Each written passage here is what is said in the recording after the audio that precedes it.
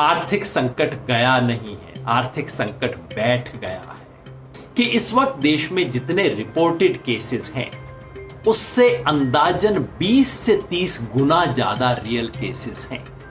चीन 2 कदम आगे लेता है हमारे इलाके में, फिर कहता है कि ठीक है आधा कदम मैं पीछे चला जाऊंगा, मगर वो तभी अगर आधा कदम आप भी पीछे जाओ, और उसके लिए हमारी सरकार तैयार हो रही है। नमस्ते, गुड आफ्टरनून। संडे दोपहर 2 बजे हमने कोशिश की है कि हम हर बार आपसे इस समय बात कर सकें। पिछले हफ्ते बात नहीं हुई थी क्योंकि उन दिनों मैं रेवाड़ी में था। वहाँ पे हमने मिशन जय हिंद को शुरुआत की थी और वहाँ मेरे अपने गांव के स्कूल के पास बैठ के मैंने एक फेसबुक लाइव किया था उससे एक दिन पहले। अब वापस है और आज एक विशेष फेसबुक लाइव में आपसे चर्चा, क्योंकि अब बिल्कुल रूटीन सामान्य चीज़ों पे हम नहीं कर रहे हैं। आज की चर्चा इस बात पे कि देश के सामने ये जो संकट है इसमें हम क्या कर सकते हैं। बहुत लोग ये सोचते हैं, इसके बारे में चिंता करते हैं और सही करते हैं। देश में सब तरफ से संकट चल रहा है, लेकिन हमारा ध्यान किन पे है? हमारा ध्यान कुछ बिल्कुल इधर उधर की चीजों पे है। ध्यान किस पे है आज? आज मीडिया का सारा ध्यान है राजस्थान पे, क्योंकि ऐसी खबर है, मैं व्यक्तिगत रूप से उसकी पुष्टि नहीं कर पाऊंगा, लेकिन खबर है कि सचिन पायलट अब बीजेपी जाने की तैयारी कर रहे हैं। अब अगले 3-4 दिन तक जो कुछ होगा वो आप अनुमान कर सकते हैं। लंबी चर्चाएं होंगी, इसके बारे में डिस्कशन होगा कि बीजेपी ने ठीक किया नहीं किया। उससे भी ज्यादा चर्चा इस बात के बारे में होगी कि कांग्रेस के अंदर राहुल गांधी ने ठीक मैनेज किया नहीं किया, अशोक गहलोत और इनके इक्वेशन को कैसे करना चाहिए था। इस सब पे चर्चा मीडिया में होगी, खुल के होगी।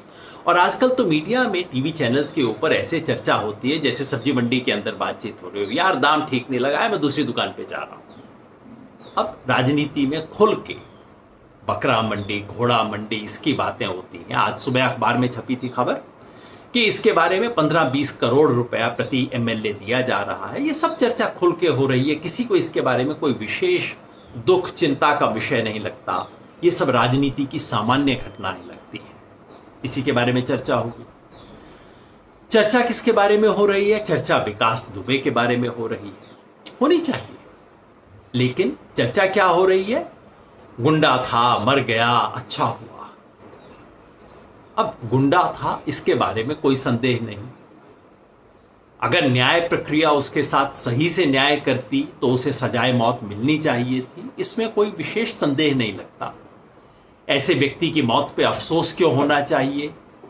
शायद नहीं हो, शायद मां को तो होगा, बहन को होगा, घर में पिता कुछ भी बोले, हो सकता है उनको कुछ अफसोस हो ही रहा होगा, लेकिन समाज में कोई अफसोस होगा? नहीं होना चाहिए। लेकिन कहीं ऐसा तो नहीं कि विकास दुबे के साथ साथ हमने कानून व्यवस्था की भी हत्या कर दी? अगर वैसा है तो हम सबको चिंतित होना चाहिए। इसलिए नहीं कि विकास कोई निरपराधी व्यक्ति था, जिस तरह के काम किए थे बिल्कुल स्पष्ट था। गुंडा था जिसको राजनीतिक संरक्षण प्राप्त था, और संरक्षण सिर्फ एक पार्टी से नहीं रहा होगा, एक नेता से नहीं रहा होगा। सालों साल ये लोग गुंडाई करते हुए अपना कैरियर बनाते हुए ऊपर बढ़ते हैं। सरकारें आती हैं जाती हैं, लेकिन इनकी सरकार बनी रहती है। और इस प्रकरण में जो कुछ हुआ उसके बाद तो कोई संदेह ही नहीं बचता कि ये बिल्कुल खुल्लम खुल्ला पुलिस ने तय किया कि इस आदमी का मुंह नहीं खुलने देना। ये बात, कुछ बातें इस प्रकरण में बिल्कुल स्पष्ट है कि उसे राजनीतिक संरक्षण प्राप्त था, इसलिए वो वहां पे टिका हुआ था। पुलिस में उसके लोग थे जिन्होंने उसको वक्त से पहले बता दिया।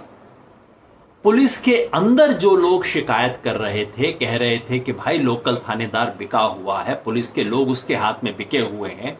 जो चिट्ठी लिख रहे थे डीआईजी को, उन चिट्ठियों की सुनवाई नहीं हो रही थी। वो डीएसपी स्वयं मारे गए मिश्रा जी, जो कि शिकायत कर रहे थे इसके बारे में। ये तय है कि एक बार वो वहां से भागा तो तय कर लिया गया कि अब इसे मार देना है। ये बात विकास को भी पता थी कि उसको मार देना है। इसलिए उसने जाके मध्य प्रदेश में सरेंडर किया। पकड़ा वकड़ा कुछ नहीं गया, धड़ल्ले से सरेंडर किया। हम सब जानते हैं कि वहां उसको पकड़ने से एक दिन पहले उज्जैन के उस थाने के पूरे स्टाफ को बदला गया, सिर्फ 24 घंटा पहले। हम ये भी जानते हैं कि मध्य प्रदेश के होम मिनिस्टर, जिनके तहत ये सब चीजें हो रही थी, वो उत्तर प्रदेश के चुनाव में कानपुर में पोस्टेड थे वहां पे करने के लिए। अब आप अनुमान लगा सकते हैं क्या संबंध हो सकते हैं, कोई गारंटी नहीं है, लेकिन अखबारों में सब कयास चल रहे हैं कि ये तार थे गए। इसलिए उन्होंने जाके मध्य प्रदेश में, विकास ने जाके सरेंडर किया। जब सरेंडर किया उस वक्त से सब लोग कह रहे थे कि इस आदमी को अब रास्ते में मार दिया जाएगा। सारा एविडेंस पब्लिक डोमेन में है। उसको मध्य प्रदेश से उत्तर प्रदेश ला रहे हैं, प्रॉपर मजिस्ट्रेट के सामने पेश नहीं किया गया। मध्य प्रदेश के अंदर भी जो किया जाना चाहिए था उसका प्रॉपर, कानपुर पहुंचने से पहले सड़क पे ट्रैफिक रोक दिया जाता है। पीछे जो जर्नलिस्ट आ रहे थे उनकी गाड़ियों को रोक के, एक जर्नलिस्ट की गाड़ी की चाबी निकाल के उसको रोक दिया जाता है पहले ही, दूसरे को 15 मिनट पहले उसकी गाड़ियां रोक दी जाती हैं। और उसके थोड़ी देर बाद, 15 मिनट बाद ठाए ठाए की आवाज आती है। पुलिस कहती है कि देखिए गाड़ी में पंक्चर हो गया था। अब देखिए कैसी अद्भुत चीजें हैं, गाड़ी में पंक्चर होता है, कोई टायर के निशान नहीं बनते, बाद में वो रिकॉर्ड करते हैं अखबार के फ्रंट पेज पे। मुझे कोई खुफिया जानकारी नहीं है, सब अखबार के फ्रंट पेज पे है कि ये सब होने के बाद वहां क्रेन से एक सड़क के ऊपर टायर के निशान बनाए जा रहे थे। एक्सीडेंट हुए, सब कुछ एनकाउंटर होने के 2 घंटे के बाद वहां पे सड़क पे निशान बनाए जा रहे हैं। पुलिस कहती है कि गाड़ी उलट गई और उसमें से विकास दुबे भाग निकला, लेकिन ऐसी उल्टी कि गाड़ी का एक भी दरवाजा नहीं खुला। दरवाजा नहीं खुला लेकिन उसमें से विकास दुबे भाग निकला। और मजे की बात सुन लीजिए कि एनकाउंटर से आधा घंटा पहले विकास दुबे को किसी स्कॉर्पियो गाड़ी के अंदर रखा हुआ मिला था, वहां पे जा रहा था, उसका फोटो लिया गया, स्कॉर्पियो गाड़ी में पकड़ के उसको पुलिस ने रखा है। जो गाड़ी उल्टी है वो महिंद्रा गाड़ी है, एक दूसरी गाड़ी उल्टी है। और वो आदमी जो एक दिन पहले उज्जैन में धड़ल्ले से निहत्थे घूमते हुए अपने आप को अरेस्ट करवाता है, दुनिया को बताता है मैं विकास दुबे हूं कानपुर वाला, वो आदमी अब ऐसे में कानपुर के पास आके भागने की कोशिश कर रहा है। आप सोचिए, जैसा हमारे साथी राजीव ध्यानी जी ने कहा कि यार ये यूपी पुलिस को कुछ बॉम्बे से कोई स्क्रिप्ट राइटर बुला लेना चाहिए, कम से कम कहानी तो अच्छा लिखा करे। किसे विश्वास होगा आप बताइए ऐसी चीजों। और ऐसे में जबकि इस देश में सुप्रीम कोर्ट है, हाई कोर्ट है, अफसोस इस देश में शायद किसी को इस बात का नहीं है कि ये गुंडा मारा गया। अफसोस इस बात का है कि ये जो रास्ता ठीक करार दिया जा रहा है, कल को उस रास्ते का प्रयोग जब निर्दोष लोगों के लिए होगा, या आज भी जिसका प्रयोग निर्दोष लोगों को मारने के लिए हो रहा है, एक बार आप गली खोल दीजिए, पहले उस गली में से आप जिसे पसंद नहीं करते उसको भगाएंगे, बाद में दूसरे लोग भी भागेंगे उसमें से। और ये सब हो रहा है। एक बार अगर ये अनुमति हो जाए कि पुलिस जिसको चाहे मार दे, तो भाई फिर कोर्ट कचहरी किसके लिए? फिर कल को अगर बिल्कुल निर्दोष व्यक्ति को जब मारा जाता है, और उत्तर प्रदेश पुलिस पहली बार नहीं कर रही है, इंडियन एक्सप्रेस में परसों खबर थी कि 109वां एनकाउंटर है, 109 एनकाउंटर हो चुके हैं। या तो उत्तर प्रदेश ऐसी विशेष जगह है जहां सारे अपराधी हमेशा टायर पंचर होने पे भागते हैं और फिर उनको गोली मारनी पड़ती है, या सारा का सारा फ्रॉड है, हम सब जानते हैं। तो अफसोस, एक तो चिंता की बात यह है कि अगर पुलिस को ये अथॉरिटी मिल जाती है तो किस किस का नंबर आएगा। हम देख रहे हैं किस किस का नंबर आ रहा है इस वक्त ऑलरेडी उत्तर प्रदेश में। और दूसरी चिंता इस बात की है कि विकास दुबे को मारा क्यों गया? क्योंकि उसके पास राज थे, सत्ताधारी पार्टी के राज थे, पुलिस के बड़े बड़े अफसरों के राज थे, सबका नाम खुलना था। इसलिए सब ने मिलकर तय किया कि उसे चुप कर दो। तो क्राइम पॉलिटिक्स का नेक्सस तोड़ने का ये जो अवसर था, इस बहाने अगर एक बार तार खुलने शुरू होते, उधड़ने शुरू होते, बात निकलती तो दूर तलक जाती और पता नहीं कौन कौन लोग इसके चक्कर में आते। उसको बंद किया गया। आप कल्पना कीजिए अगर उत्तर प्रदेश के मुख्यमंत्री की तरफ से एक फोन चला गया होता कि देखो इस आदमी को पकड़ के लाना है, पूछताछ करनी है और मैं चाहता हूं इससे ठीक पता लगे, आपको लगता है ऐसे में एनकाउंटर होता? कौन कौन शामिल है? अगर कल को इलाहाबाद हाईकोर्ट इतना ऑर्डर कर दे कि हम चाहते हैं कि इसके एक एक तथ्य की जानकारी ली जाए, सुप्रीम कोर्ट के चीफ जस्टिस कल अगर इतना कह दे कि इसके सारे कागज फ्रीज करो, मेरे पास लाओ और सीधा सुप्रीम कोर्ट का एक जज इसकी जांच करेगा, तो किसी की हिम्मत होगी इन बातों को छुपाने की? और अगर एक बार अफसरों को पता लग गया जो इस एनकाउंटर में थे कि भैया या तो नौकरी जाएगी या 25 साल जेल में लगाने पड़ेंगे या दोनों होगा, देखिए कैसे उगलना शुरू करते हैं अपने नेताओं का नाम। ये आज भी किया जा सकता है। विकास दुबे भले ही मर गया हो, उसके प्रोटेक्टर्स को आज भी ढूंढा जा सकता है, बशर्ते की क्षमता हो, बशर्ते की इच्छा हो। दिक्कत यह है कि ये इच्छा समाप्त हो रही है और इसलिए हमें चिंता करनी चाहिए। इस पे चिंता करने के बजाय बाकी इधर उधर की तमाम चीजों की कहानियां बताई जा रही हैं। लखनऊ से खबर आती है कि एसआर दारापुरी जी, श्रीराम दारापुरी शायद नाम है उनका पूरा, दारापुरी जी जो पुलिस के आईजी रह चुके हैं, छोटे मोटे नहीं, उत्तर प्रदेश पुलिस के टॉप ऑफिसर्स में से रह चुके हैं, उनके खिलाफ आरोप क्या है कि आपने सीएए के खिलाफ प्रोटेस्ट में हिस्सा लिया। ठीक है भाई, आप उनके खिलाफ मुकदमा चलाइए अगर ये गैरकानूनी काम है तो, मगर क्या कर रही है पुलिस? कह रही है आप 63 लाख रुपया जुर्माना भरो, क्योंकि जो कुछ लखनऊ में दंगा फसाद हुआ वो आपकी स्पीच की वजह से हुआ होगा, इसलिए आप 63 लाख जुर्माना दो। किस नियम के तहत? वो नियम जो कि उस दिन था नहीं जब ये घटनाएं हुई, बाद में ये बिल्कुल तो गैरकानूनी चीज है। आप या तो सीधा संबंध स्थापित कीजिए, आप बताइए कि इस व्यक्ति ने ये काम किया, हिंसा की जिसकी वजह से ये हुआ, कोर्ट में साबित कीजिए, उसके बाद उससे जुर्माना लीजिए। कोर्ट में साबित किए बिना उस समय जबकि ये कानून था भी नहीं जो अभी उत्तर प्रदेश ने बनाया है, उसके आधार पे उनसे मांगा जा रहा है 63 लाख रुपए जुर्माना। और जुर्माना मांगने से भी पहले पुलिस उनके घर में जाके धमकाती है, उनके बच्चों को, कैंसर है दारापुरी जी को, उनके बच्चों को, पोतों को धमकाती है, तुम्हारे घर का सामान उठा के ले जाएंगे। ये सब चीजें अखबार में फ्रंट पेज पे छप रही है। क्या हो रहा है इस देश में? एक तरफ महासंकट, दूसरी तरफ ये सब खेल चल रहे हैं। खेल चल रहे हैं राजस्थान में, खेल चल रहे हैं मणिपुर में, खेल चल रहे थे मध्य प्रदेश में, राज्यसभा के चुनाव का खेल चल रहा है, बिहार के चुनाव की पूरी तैयारी है। महासंकट से जनता लड़ेगी, चीन से फौज लड़ेगी और पार्टियां सिर्फ चुनाव और राजनीति के खेल लड़ेगी। ये स्थिति आ गई है। आमतौर पे मैं अपनी बातचीत की शुरुआत कोरोना वायरस के फिगर्स देके करता हूं। आज मैंने सोचा कि अब आपको बताता हूं, क्योंकि तीनों संकटों का आज विश्लेषण करना चाहता हूं। आज के इस विशेष फेसबुक लाइव में मैं आपके सामने एक सीधी सी बात रखना चाहता हूं, आप सब लोगों के जिसके मन में होगा कि भाई देश में सब कुछ हो रहा है, मैं क्या कर सकता हूं। हम विकास दुबे प्रकरण देखते हैं, राजस्थान में जो हो रहा है वो देखते हैं, राजनीति के खेल देखते हैं, और फिर हम सबके मन में आता है कि क्या मैं इसमें कुछ कर नहीं सकता? चलो वो तो कुछ काम के नहीं है, ये तो अपने खेल कर रहे हैं, सरकारों ने हाथ खड़ा कर दिया, क्या मैं नहीं कुछ कर सकता? हम कुछ कर सकते हैं। क्या कर सकते हैं ये सूचना आपसे शेयर करने के लिए पहले भी मैं करता रहा हूं, लेकिन अब हमारे पास बिल्कुल एक कॉन्क्रीट प्लान है। वो प्लान आपसे शेयर करने के लिए आज हम फेसबुक लाइव कर रहे हैं। तो पहले मैं आपको बताऊंगा कि संकट इस वक्त क्या है, चाहे वो फ्रंट पेज पे ना आ रहा हो।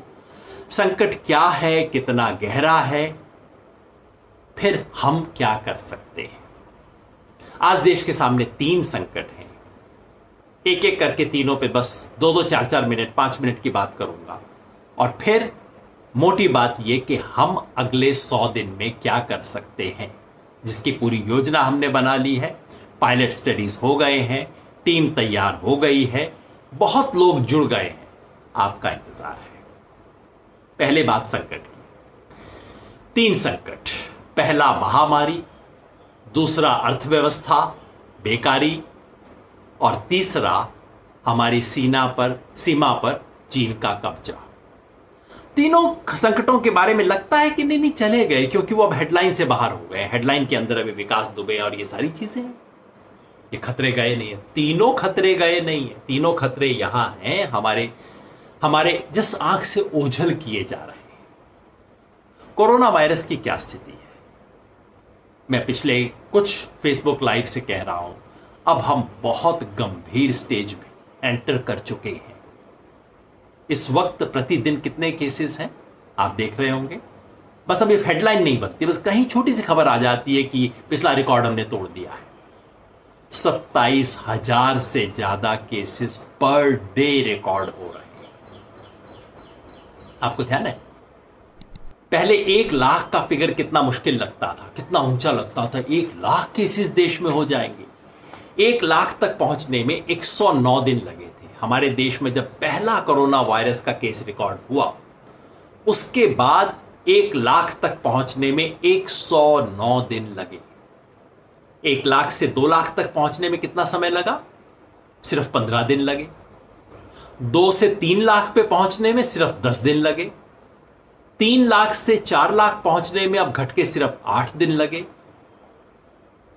4 लाख से 5 लाख पहुंचने में सिर्फ 6 दिन लगे।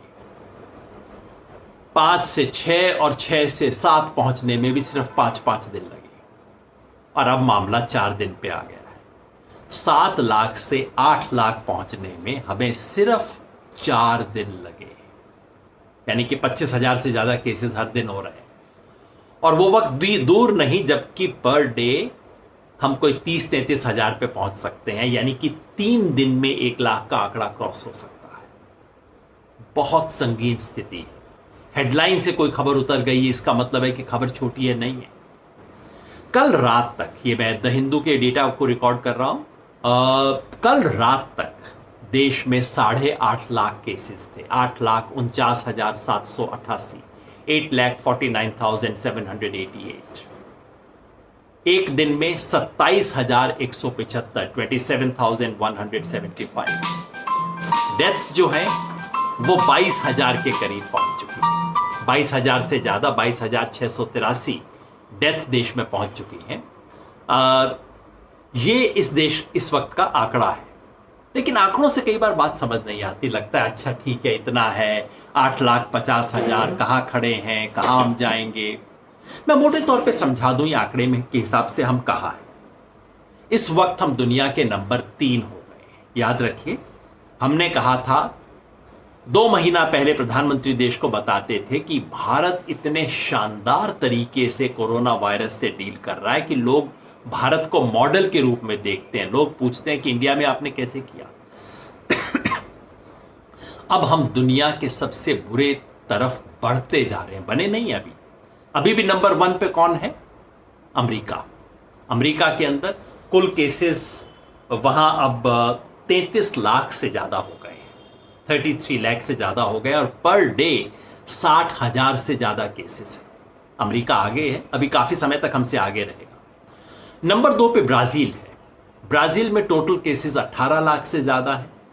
पर डे उनके केसेस 36,000 से ज्यादा है, हमसे आगे। लेकिन तेज बढ़ने की रफ्तार अब इंडिया की ज्यादा है ब्राजील से। हम तेजी से बढ़ रहे हैं।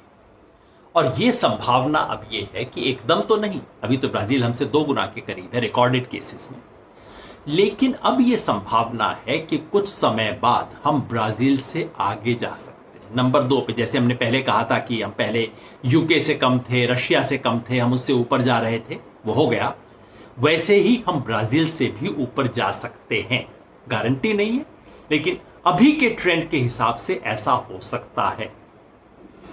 और यही रिकॉर्डेड केसेस के हिसाब से आप जाएं तो यह संभव है। अभी मैं संभव कह रहा हूं। समझदार लोग जो इसको ज्यादा केयरफुली मॉनिटर कर रहे हैं वो कहते हैं कि 1 महीने से ज्यादा की कोई फोरकास्ट मत कीजिए, क्योंकि अभी कोई गारंटी नहीं हो सकती। लेकिन सिर्फ सोचने के लिए, क्योंकि आपको देश के बारे में चिंता करनी है तो आपको 3-4 महीने के बारे में सोचना पड़ेगा। जैसे प्रधानमंत्री ने घोषणा की है कि दिवाली के मौसम, दिवाली तक लोगों को खाद्यान्न दिया जाएगा। सोच के किया होगा कि तब तक क्राइसिस चलेगा कम से कम। तो दिवाली तक क्या स्थिति हो सकती है? मोटा अनुमान यह है कि दिवाली आते आते तक हम 1 से 2 करोड़ केसेस के बीच में कहीं पहुंच सकते हैं। 1 करोड़ केसेस हम क्रॉस कर सकते हैं। अभी हैं 8 लाख। सितंबर के महीने तक, अगस्त का महीना अंत होते होते हम क्लियरली कोई 30 लाख केसेस को क्रॉस कर जाएंगे। सितंबर का महीना खत्म होते होते 50 लाख क्रॉस करेंगे, आधा करोड़। और दिवाली का मौसम आते आते 25 नवंबर के करीब दिवाली है, तब तक ऐसा अनुमान है, आशंका है, हम 1 करोड़ का आंकड़ा क्रॉस कर जाएंगे। और अगर 1 करोड़ का आंकड़ा हम क्रॉस करते हैं तो याद रखिए कोई 3-3.5% डेथ्स हो रही है, यानी कि 3-3.5 लाख मौत हो सकती है सिर्फ इस एक बीमारी की वजह से। तो स्थिति बहुत गंभीर है। और ये तब जो कि सिर्फ रिकॉर्डेड आंकड़े हैं। बार बार मैंने कहा है कि हम बहुत कम रिकॉर्ड कर रहे हैं। कारण क्या है?